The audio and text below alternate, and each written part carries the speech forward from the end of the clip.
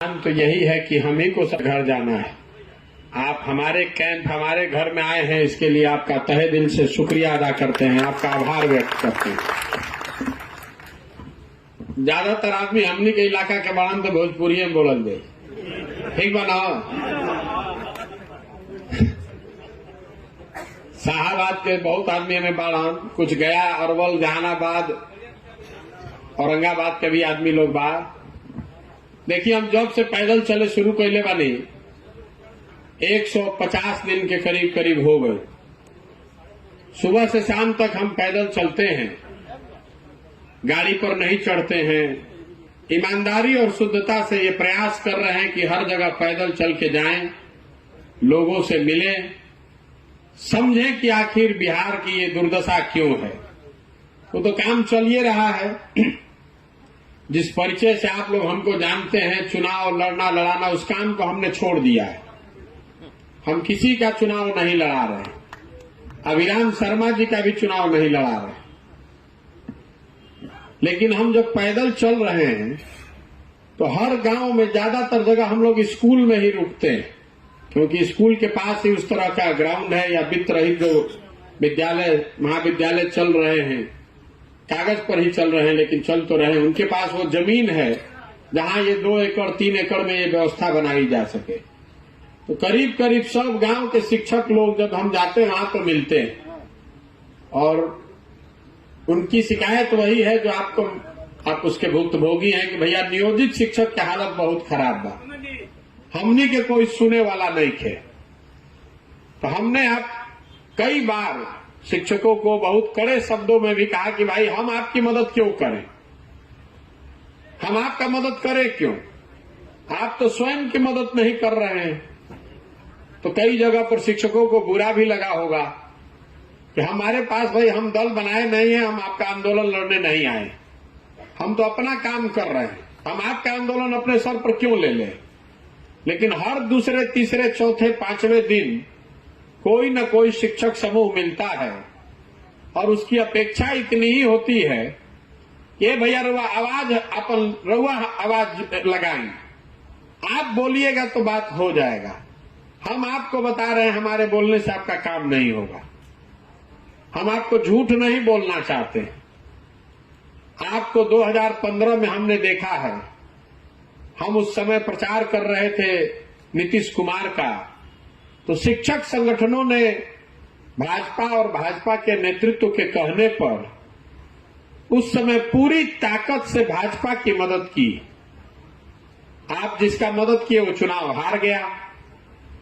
तो जो मान लीजिए हम नीतीश कुमार हैं तो हम तो यही समझेंगे कि इन लोग का वैल्यू क्या है, तो बात कोशिश कैलन जा तबो ना हारा पैलन जा। लेकिन आपका दुर्भाग्य देखिए या भाजपा का दुर्भाग्य देखिए कि 2 बरस के बाद वही सुशील मोदी उप मुख्यमंत्री बन गए और उनके पास 5 बरस का समय था कि जो वादा उन्होंने आपसे किया था उसको वो पूरा कर सके। आपका कोई वादा उन्होंने पूरा नहीं किया। लेकिन शिक्षकों की दुर्दशा देखिए, जब सुशील मोदी नहीं माने तो आप तेजस्वी यादव का अपने पैर पकड़ लिया या पूंछ पकड़ ली। जिस तेजस्वी यादव ने पहले आपका 15 में, तेजस्वी यादव लालू यादव भी उस महागठबंधन में थे, हम लोग आपका मांग नहीं माने थे उस समय, लेकिन आप इतने व्याकुल हैं कि तेजस्वी यादव का भी पोंछ पकड़कर आप समझे कि यही हमारा सुधार देगा। तो इस बार आप लोग जिसको वोट दिए वो आदमी फिर चुनाव हार गया। तो इसकी पहली बात तो ये आपकी ये दिखाता है कि जो आप दम भरते हैं कि हमने के 4 लाख आदमी बानी जा, इस दम को थोड़ा कम कीजिए। आप किसी को चुनाव हरा जिता नहीं सकते। आपको हम डिमोरलाइज नहीं कर रहे हैं, हमारा अपना चुनाव लड़ने का तरीका है। हम जीतते इसलिए हैं कि हम अपने कमजोरियों का बहुत गहराई से अध्ययन करते हैं और जिससे हमको लड़ना है उसकी ताकत का पूरा गुणा गणित हिसाब पहले करते हैं, तभी ना उसको पटक पाएंगे।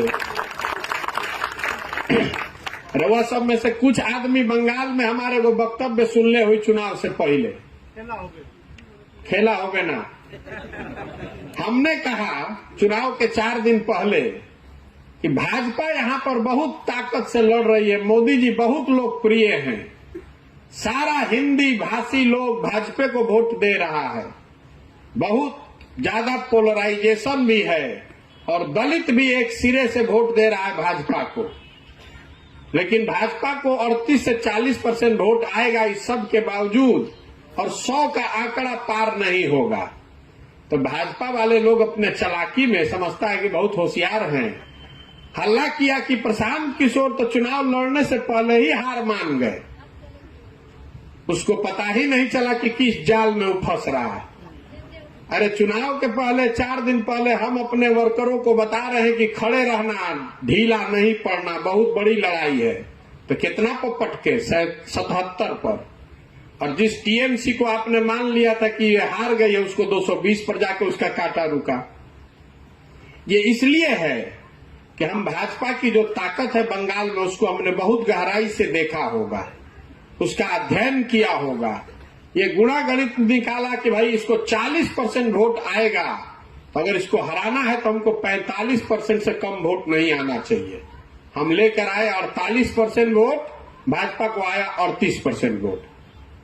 तो हम आपको डिमोरलाइज नहीं कर रहे हैं, आपको ये बता रहे हैं कि अपनी क्षमता को आप बढ़ाकर आंकिए मत, क्योंकि 4 लाख आपकी संख्या है, आपके परिवार की संख्या जोड़ देंगे तो 20 लाख आपका वोट भी होगा, लेकिन वो 20 लाख 20 खंड में बटा हुआ है। आप आज शिक्षक हैं, लेकिन जही आप वोट हो वो दिन कुशवाहा बन जाइएगा, पंडित बन जाइएगा, राजपूत बन जाइएगा, राष्ट्रवादी बनकर वोट दीजिएगा, कोई हिंदू बन के वोट देगा। इसलिए आपकी ताकत 20 लाख की है ही नहीं। इसीलिए आप 2 बार ट्राई किए लेकिन हरा नहीं पाए। तो दल वाला जान ही रहा है कि शिक्षा वाले कतनो हल्ला करस जाए। अगर हम आज उनको ये सुझाव दे रहे हैं, उनको सलाह दे रहे हैं, तो यही कहेंगे कि शिक्षकों के आंदोलन से घबराने की जरूरत नहीं है, ये लोग चुनाव नहीं हरा सकता है। और नेता एक के बात से डरता है, वोट से। आप कितनों वार्ता कर लीजिए, कमरे के अंदर बैठा के जूता भी मार दीजिए, वो सब सह लेगा, वोटवा मिलना चाहिए। इन 2 बात को समझ लीजिए कि आपकी जो ताकत है वो ताकत इतनी नहीं है कि आप सरकार को हरा दीजिए। तो शिक्षक नेता हमारे पास आते हैं और वो कहते हैं कि भैया हम लोग आपकी मदद करेंगे, आप हमारी मदद कीजिए। तो मैं आपको सिरे से कह रहा हूं कि हमको आपकी मदद नहीं चाहिए। आपकी मदद से हम चुनाव नहीं जीत सकते हैं। बिहार में क्या लोग हम दल बनाइयो ले, तो हमको शिक्षकों की मदद से हम बिहार नहीं जीत सकते। हम बिहार तब जीत सकते हैं जब बिहार में शिक्षा की व्यवस्था बेहतर हो जाए और आप पूरी ताकत से उसके पीछे खड़े हो जाइए, तब वो 20 लाख की ताकत हमारी बन सकती है। तो हमने शिक्षकों की मदद करने के लिए 2 ही शर्त रखी है। चुनाव के बाद आप हमारी अभी मदद कर दीजिए, हम चुनाव के बाद आपका चिंता करेंगे। ये सिरे से आपको बेवकूफ बनाने वाली बात है। आप यही ना कहने आते हैं कि भैया आप हमारी मदद कीजिए, चुनाव में आपका मदद हम लोग करेंगे। तो हम तो यही कह दे कि हम तो सरकार में बानी ना, 2 प्रेस कॉन्फ्रेंस कह दे, 2 बात हल्ला कह दे कि भाई शिक्षकों के साथ अन्याय हो रहा, अपना घोषणा पत्र में लिख दे। जब जीत के चल आई तो के भेंट होके चाइना रुआ का कर ले, हमारे कुछ नहीं कर सकते।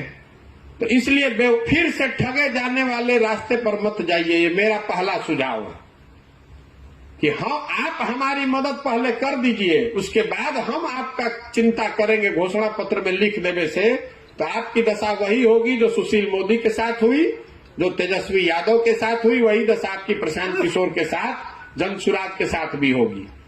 अब एक रास्ता का बा, हम ये कह रहे हैं कि हम आपकी मदद पहले कर देते हैं। आपकी जो चिंता है, हम 24 के चुनाव से पहले आपका उपाय निकलवा देते हैं। उसके बाद आपके विवेक, आपके अंतरात्मा पर छोड़ेंगे कि हमने आपकी मदद की है, आपको अच्छा लगेगा तो हमारे साथ खड़ा होइएगा, नहीं अच्छा लगेगा तो जहां रहना है रहिए। और उसके लिए हमने शर्त 2 ही रखी है। हमने शर्त 2 रखी है एक तो आप शिक्षक समुदाय के तौर पर एक होइए। अभी आपका 19 गो संगठन है अलग अलग, ऐसा नहीं है कि सब शिक्षक 19 अपने दम पर है। हम इतना दिन से राजनीति देखे हैं बहुत नजदीक से। 19 में ज्यादातर संगठन ऐसे होंगे जो किसी न किसी दल के, किसी नेता के सहयोग से, पीछे से चढ़ाए जाने पर बनाए गए। तो हम क्यों कह रहे हैं एक होने के लिए? क्योंकि कोई आंदोलन अगर आप करेंगे तो जैसे ही आप खड़ा होइएगा तो 4 गो खड़क के भाग जाएगा। दिल्ली में जो आंदोलन हुआ, जिसमें लोगों ने हम लोग जैसे लोगों से सुझाव लिया, उसमें भी 18 किसान के संगठन थे। तो हम लोगों का योगदान इतना ही है कि उनको बताया कि भाई आप अलग अलग लड़ने के बजाय बैनर अलग अलग रखिए, लेकिन एक संघर्ष समिति बनाइए, एक झंडे के नीचे आइए।